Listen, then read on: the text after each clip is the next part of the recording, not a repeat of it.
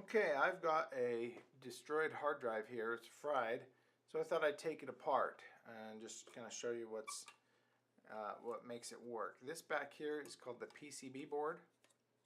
This is what interfaces and communicates with the computer. Has a power port right there, and then here's all the data wires, connectors. So this just comes unscrewed.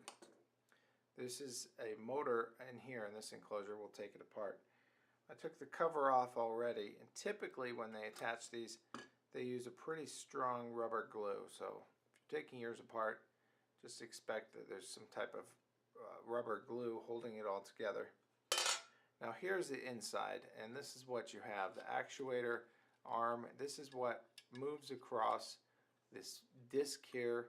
This disc is called the platter, and this is the spindle that mounts to the platter. And then in here you have a series of components, magnets, and this is a data ribbon cable. So let's take it apart and see what we have. Chances are, if you're going to take yours apart, you're going to need some type of torque wrench. These aren't typically just screws. Okay, so we got the cap off, and here's a collar. And we're going to take the actuator arm off and this whole assembly now.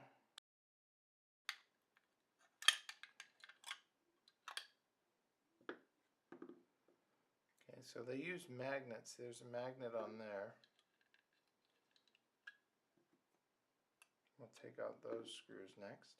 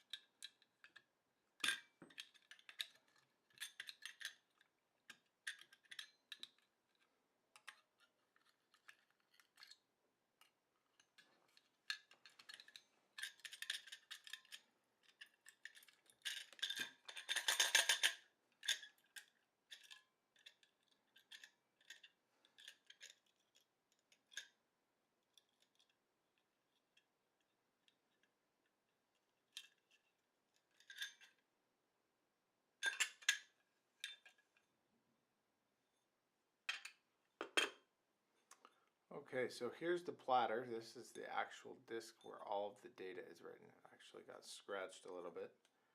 But this is the plate that gets magnetized. It's extremely smooth.